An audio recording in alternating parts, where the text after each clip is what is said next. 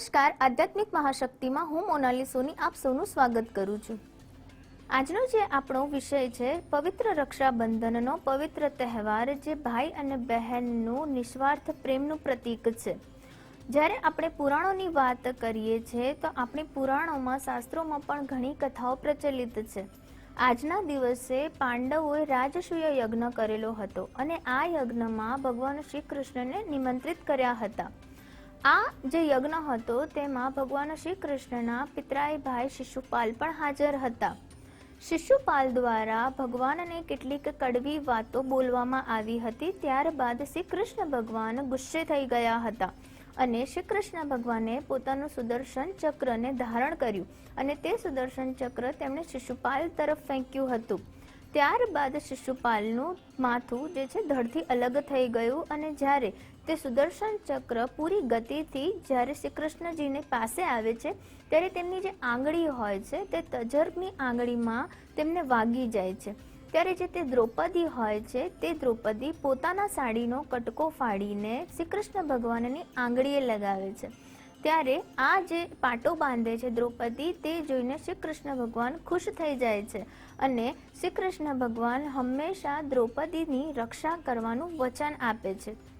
માટે પુરાણો શાસ્ત્ર અનુસાર આ રક્ષાબંધનનો તહેવાર દ્રૌપદીની રક્ષા માટે જે રીતે શ્રી કૃષ્ણ ભગવાન હર હંમેશા હાજર રહ્યા છે, તે માટે દરેક બહેનની રક્ષા માટે ભાઈ સમક્ષ હાજર રહે છે બહેનની રક્ષા માટે। જ્યારે આગળ વાત કરીએ તો જે રક્ષાબંધનનો જે તહેવાર છે તેને નાળિયેરી પૂનમ તરીકે પણ ઓળખવામાં આવે છે, કારણ કે આજના દિવસે જે સૂર્ય છે અને ચંદ્ર છે 170 થી 180 ડિગ્રી નજીક હોય છે અને સંપૂર્ણ ચંદ્રમાનું આજે સ્વરૂપ હોય છે।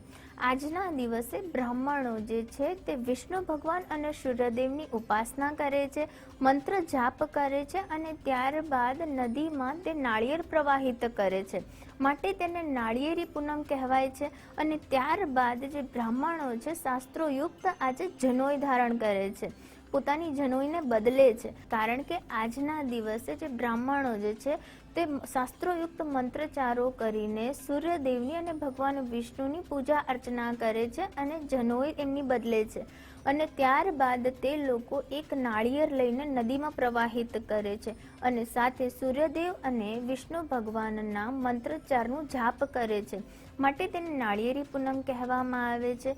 જે આ શ્રાવણી પૂનમ જે છે તેમાં સૂર્ય અને ચંદ્રની વિશેષ ઉપાસના અને મંત્રચાર જાપ કરવાથી ખૂબ જ સુંદર આધ્યાત્મિક પણ તેનો પ્રભાવ જોવા મળે છે। આગળ જો દંતકથા વિશે આપણે વાત કરીએ તો જે બલિરાજા છે, જે દાનવેન્દ્રો એટલે કે તે દાનમાં ખૂબ જ મહાન હતા, તો જ્યારે શ્રી કૃષ્ણ ભગવાને તેમની પરીક્ષા કરવા માટે વામન અવતાર ધારણ કરી લીધો હતો અને ત્યારબાદ તે બલિરાજા પાસે જાય છે અને તેમની પાસે 3 ડગલા જમીન માંગે છે। ત્યારે જે બલિરાજા છે તે ભગવાન સ્વરૂપ છે આ વામન અવતાર, તેવું સમજી જાય છે અને પોતાનું જે સર છે, પોતાનું જે માથું છે તે ભગવાન વામન સમક્ષ હાજર કરી દે છે અને તેમને વિનંતી કરે છે કે તમે તમારું ત્રીજું પગલું મારા માથે રાખો। ત્યારે ભગવાન શ્રી કૃષ્ણ ખૂબ જ પ્રસન્ન થઈ જાય છે અને ત્યારબાદ બલિરાજાને કહે છે કે હે બલિરાજા, તારી જે દાન વૃત્તિ છે, તારી જે ધાર્મિક જે તારા વિચારો છે તે જોઈને હું ખૂબ જ પ્રસન્ન થયો છું, તો તારે જે વરદાન હોય તે તું મારી પાસે માંગી શકે છે। ત્યારે બલિરાજા કહે છે કે તમે સાક્ષાત ભગવાન વિષ્ણુ છો, તો તમે મારા દ્વાર પર બિરાજમાન થાવ। માતા લક્ષ્મીજી ત્યારે બલિરાજાને રક્ષાસૂત્ર એટલે કે રાખડી બાંધે છે। ત્યારે બલિરાજા માતા લક્ષ્મીજીને ભેટ સ્વરૂપમાં ભગવાન વિષ્ણુજી પરત કરે છે। આ કથા પણ આપણા પુરાણોમાં રક્ષાબંધન નિમિત્ત જ સંબોધવામાં આવે છે, માટે પણ રક્ષાબંધનનું જે મહત્વ છે તે શ્રી કૃષ્ણ ભગવાન વિષ્ણુજી આપણા જે સાક્ષાત છે તેમને સંબોધીને મનાવવામાં આવે છે। જેમ લક્ષ્મી માતાએ બલિરાજાને રાખડી બાંધી હતી અને દ્રૌપદીએ સાક્ષાત શ્રી કૃષ્ણ ભગવાનને રાખડી બાંધી હતી, જે ભગવાન છે જે બહેનની રક્ષા કરવા માટે હર હંમેશા હાજર રહે છે, તે પ્રેમનું પ્રતીક અને તે રક્ષા સૂત્રનું જે બિરુદવામાં આવ્યું છે તેનો પવિત્ર તહેવાર એટલે રક્ષાબંધન। રક્ષાબંધનનો જે તહેવાર છે તેમાં દરેક બહેન પોતાના ભાઈને રક્ષાસૂત્ર બાંધે છે। તે રક્ષાસૂત્રમાં ભાઈના આરોગ્ય માટે, તેના સુંદર જીવન માટે, તેની સફળતા માટે તે ભગવાનને પ્રાર્થના કરે છે અને સામે જે પોતાનો ભાઈ છે તે હર હંમેશા પોતાની બહેનની રક્ષા કરશે, તેને જરૂર પડે તેની સાથે ઊભો રહેશે તેવું વચન આપે છે. માટે આ રક્ષાબંધનનો એક પવિત્ર તહેવાર ખૂબ જ મહત્વ ધરાવે છે. રક્ષાબંધનની રાખડી બાંધતી વખતે જ્યારે બહેન ભાઈને તિલક કરે છે કે તેનું સમાજમાં માન સન્માન મળે, દરેક ક્ષેત્રમાં તે વિજય થાય, ત્યારબાદ તે ભાઈને રક્ષાસૂત્ર બાંધે છે કે દરેક સમસ્ત બ્રહ્માંડ ભાઈની રક્ષા કરે છે. અને ત્યારબાદ ભાઈને જે સુંદર રીતે તે મીઠાઈ ખવડાવે છે, તેનો મતલબ કે ભાઈનું જીવન હર્ષોલ્લાસ, આનંદમય અને મીઠી મધની જેમ તેની જિંદગી વ્યતીત કરે.